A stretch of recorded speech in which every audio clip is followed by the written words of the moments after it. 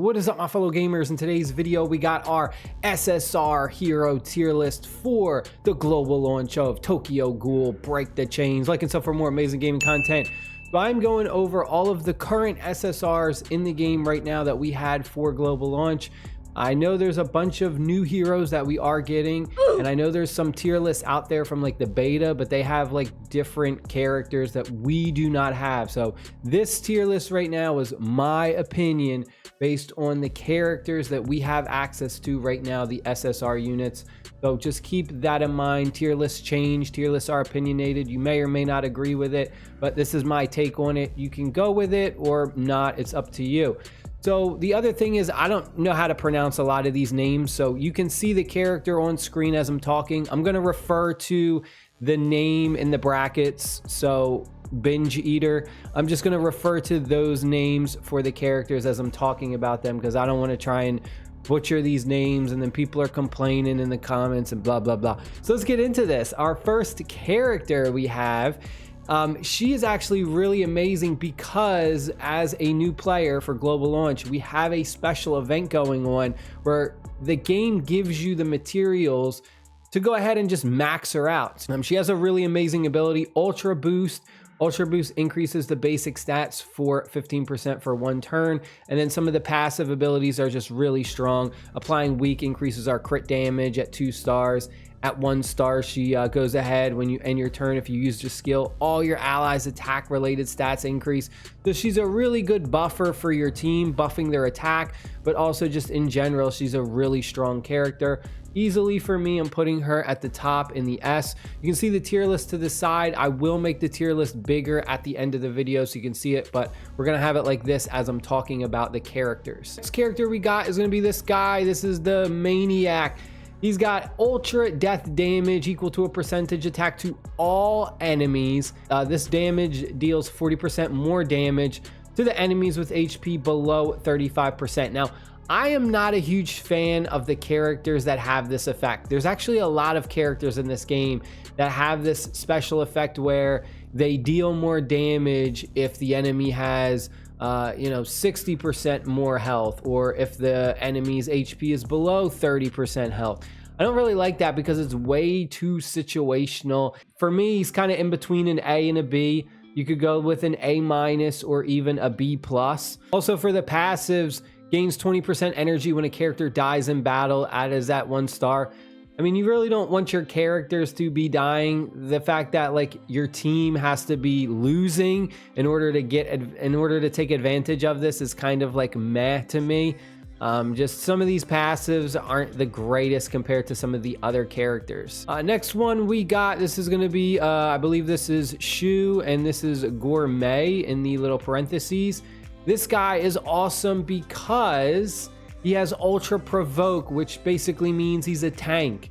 He goes ahead, deals a bunch of damage to the enemy, and then you can see he puts Ultra Provoke on the enemy for 1 turn, which means it draws all attacks to you and reduces damage by 15%. Pretty straightforward, a tank character. You also have some pretty decent passives as well. For me, easily a top tier A, not quite an S though. Next one we got, this guy's name in parentheses is Jason. I don't know how to say his regular name, but Ultra Lethal Effect.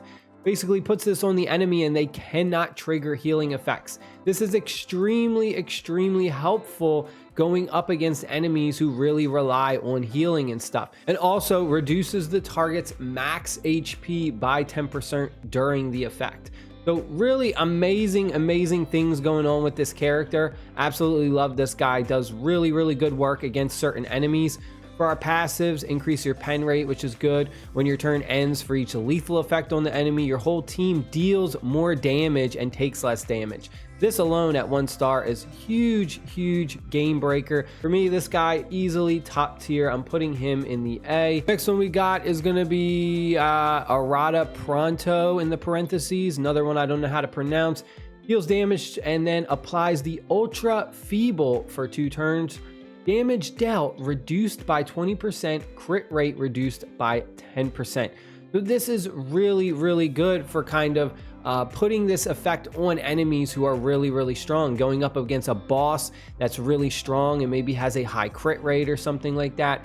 This character really strong for that ultra feeble ability. I love it. For our passives, when the battle starts, grants all allied characters a shield for 10% max HP. That is at 1 star. So hey, just starting with a free shield, you know, is always good. Really awesome supporting character, putting him in the A as well. Kurona, I think this is the Inky Shroud. Deals underbelly damage equal to a percentage and increases damage dealt by 10%. Underbelly, if the target is debuffed, this damage will be increased by 15%. This one isn't bad, because for the most part you should be having debuffs on the enemy. For me, I'm going to put him in the B+. I think this is a bit more consistent to pull off the underbelly effect. Still though, if you don't have a debuff on the enemy, then you know the damage won't be increased. So you know, it's a little bit situational, but not too situational. Next one we got is the Spotless Shroud. This is going to be Nashiro. Deals damage to the target and ultra stun the target over 1 turn, immobilizes the target, causing it to take a percentage of increased damage during the effect. I mean, hey, this one's not situational, right? Like, this one is going to go ahead, put this effect on the enemy regardless of any specific standards, and they are just going to take more damage. Like, how could you not say that this is clearly better than the other character? So for me, definitely putting them at the top tier A. And then for their passive skills, we got when your turn starts, reduce all enemies defense related stats by a percentage, stacking up to 3 times. So you get that defense related. So we got is going to be the Red Tongue Hitman. Deals ultra splash damage equal to a percentage. Now I actually just unlocked this guy and I don't really like him too much. The ultra splash damage is 15% of this damage dealt is additionally given to all enemies. So his gimmick is he is a single target DPS, but he has this extra effect where a percentage of that single target damage actually gets spread out to all the other enemies. So he's kind of like a weak AoE effect, but mainly just single target damage, which is, I don't know. To me, it hasn't really seemed like a big difference. There's a lot of other characters I would kind of choose over him. His passives, though, are, you know, not too bad. For his 1 star, for every 2 debuffs on all enemies, allied characters will deal percentage more damage and take less, which I do really like. This is limited to 3 times, though. I don't like that. If it wasn't limited, I think this would just make him a lot better. But the fact that it is limited is kind of like, you know. Applying weak inflicts the target with Scorch, which they take damage equal to a percentage of the player's attack. So DOT, damage over time, which is pretty cool. I just don't really particularly think he's that great. For me, he's like a B. Definitely, I would say like a true B ranking for me. Next one we got is going to be, I think this is Enji, the Devil Ape. This guy is amazing. I know there was a lot of people complaining that they keep like pulling him or something. I've got a bunch of copies of this guy. And let me tell you, he puts in work. I mean, he's been carrying my team for pretty much since I started playing this for global launch. Damages all enemies, so we're getting AoE damage, and he applies the Ultra Expose to them for 2 turns. So what the Ultra Expose does is their crit resistance is reduced and their crit defense is reduced. So it goes ahead and it makes it easier for your team to trigger crit hits and deal more crit damage. So this alone is an absolutely insane ability. I really like this guy. I highly recommend if you have him, use him. He does really good work. For his passives, we got the random debuff at 1 star, which is pretty cool. You know, depends on which debuff gets put on, but it, you know, because it is random. But some of these can be pretty good, like increasing the damage taken by 8%. If that one goes, hey, that one's pretty good. When causing weak, we increase the damage dealt by all our allies, which I really do like. Just overall basic stat boost at level 3 stars, and then gaining power burst at 4 stars. So just really awesome character. Putting him in the S, I think he's definitely like a top tier, because the fact that the Ultra Expose is put on all the enemies because it's an AoE attack. So next one we got is going to be, I think this is Kaya. This is the Black Dog.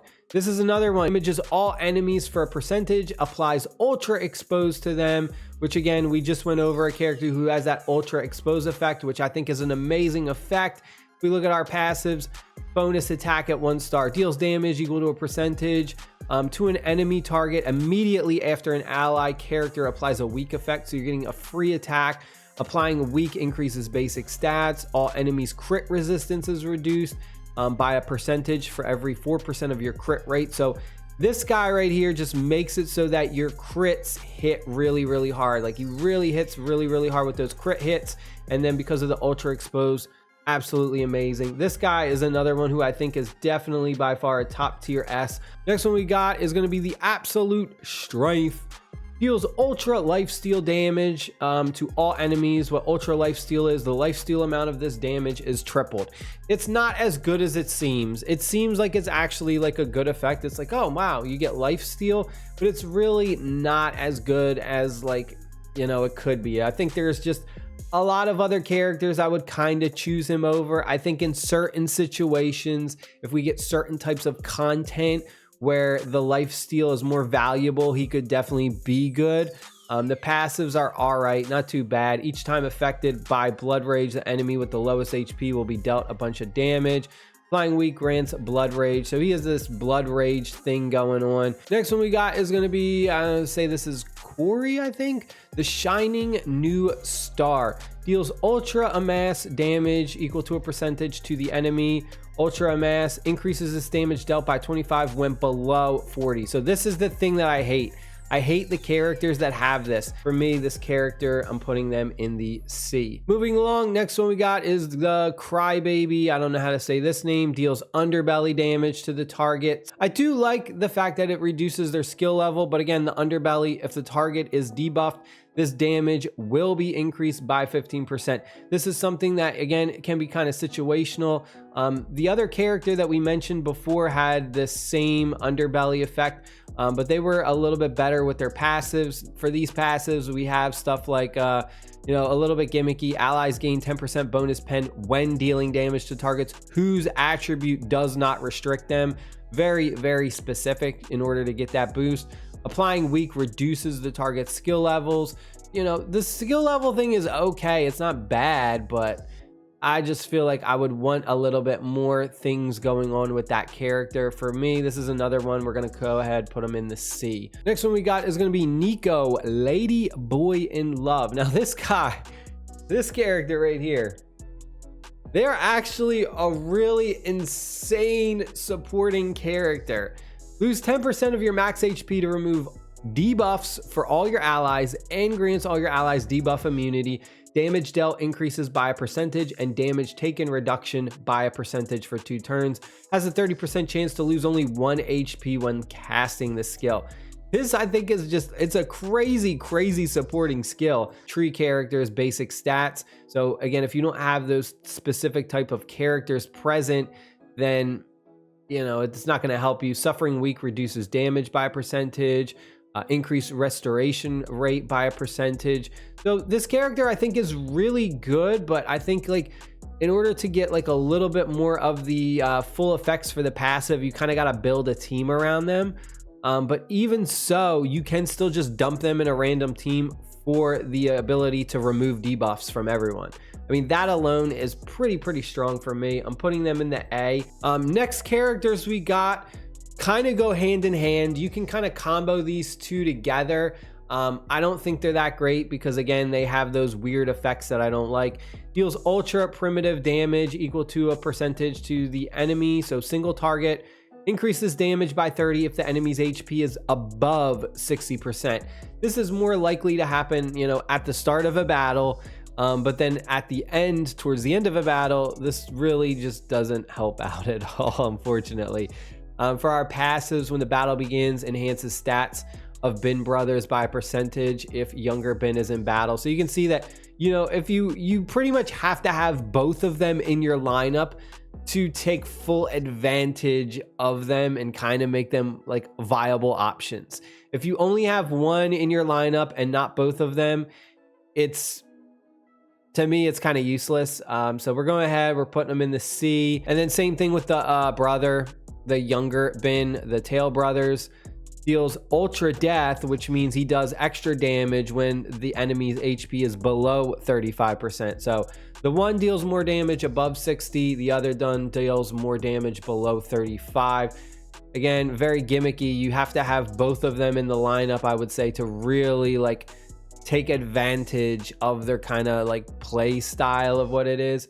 For me, going ahead, putting them in the C. Next one we got is going to be the Battleground Gentleman. Deals ultra lifesteal. This is another character that we have that has the lifesteal. We have our charge up at the end of your turn, grants charge up if you have used this skill. Stacks up to 3 times, basic stats increase, which is not bad.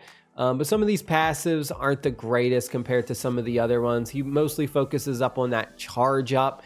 That's his gimmick, is the whole charge up thing, increasing his stats and stuff. But like, it doesn't, there's just better characters out there, unfortunately.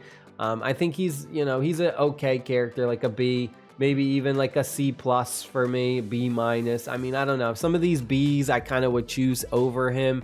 Next one we got is going to be the long-haired Ghoul Investigator. Now, I actually love this character.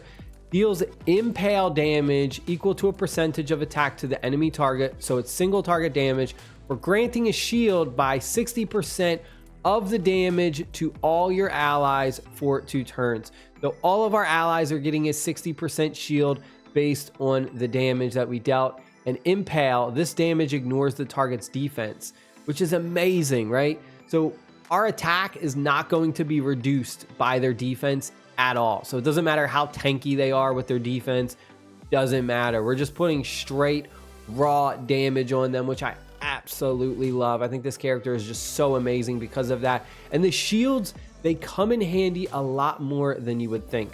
For our passives, increase the basic stats of a specific type of characters, lower rank investigators and higher rank investigators if you have them in your team. Again, at 1 star, it's the same. Have to have a specific type of characters.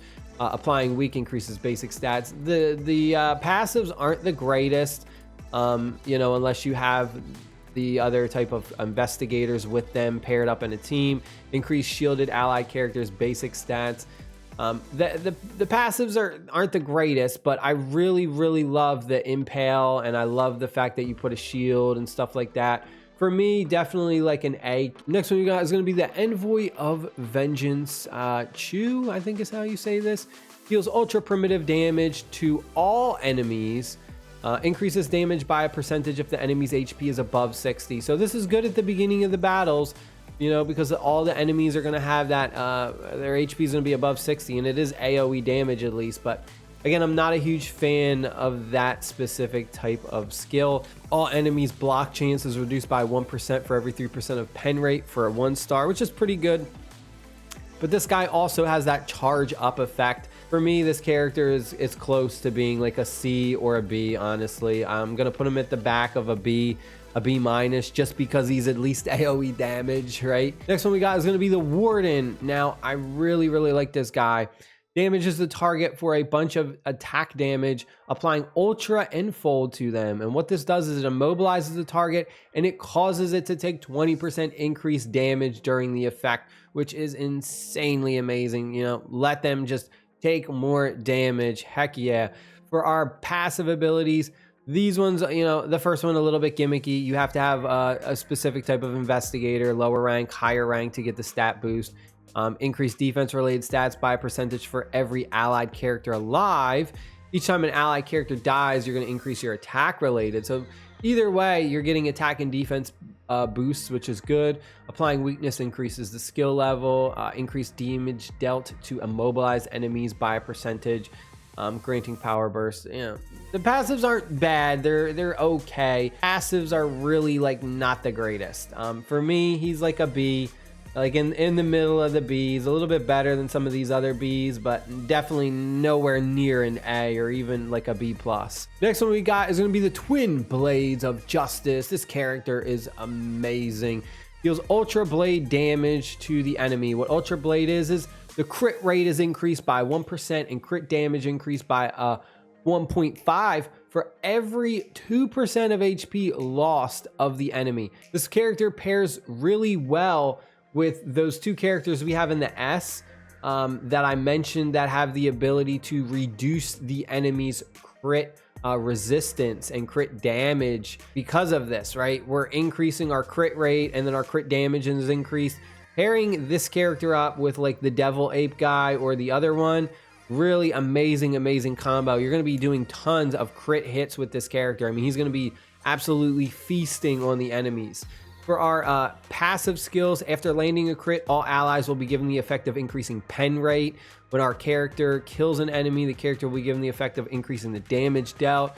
Applying weak increases our crit damage. So you can see it's a lot of like crit rate, crit damage stuff. So pairing this up with one of those other two that have those ultra expose effect, really deadly combo for me. I think this character is easily a top tier S. Next one we got is going to be the Blaze Wing. This one is another one, absolutely insane. Deals damage equal to a percentage of attack to the enemy, applying the Ultra Chase effect. I believe right now for global launch, this is the only character that actually has the Ultra Chase effect. I believe we will be getting more characters in the future that have that effect. So what it does is an enemy's death causes the self to deal damage equal to a percentage to attack all enemies. So every time you go ahead and you destroy an enemy, this character just does a free AoE, tons of damage on the enemies, which I mean can be very devastating. You keep triggering it over and over again, and I mean just in one turn alone, this character can destroy a ton of enemies. If you go to the training area, where you can get like free diamonds and the game teaches you stuff, there's actually some training missions which show you how to specifically use this character and take advantage of that Ultra Chase effect. The passive effects are really good as too.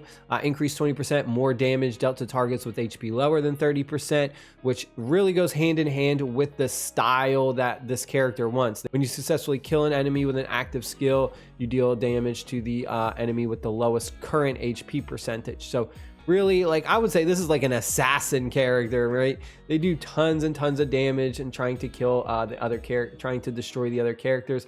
For me, easily top tier S. And then the last one we got is the Chase character we have right now for global launch. This was the exclusive banner that we have, and that is going to be for the Awakened version of Ken, the big cover character for Tokyo Ghoul. Deals ultra weak damage to the enemy. What ultra weak does is this damage applies 2 additional weak to targets hit, and the targets affected by weak take 25% more damage. Absolutely an amazing effect.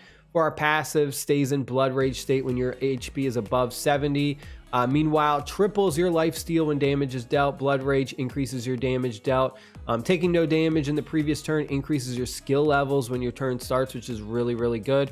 Applying weak grants a stack of frenzy. So you can see that there's just like a lot of damage things going on. Receive healing grants a stack of frenzy. So the frenzy effect can really be devastating, and also the blood rage too. For me, easily top tier. We're putting them at the S. There it is. That is my personal tier list for the characters that we have for global launch in Tokyo Ghoul Break the Chains. I hope you guys and girls enjoyed the video. It was definitely a long one. Stay happy, stay safe. I'll see you all later. Peace.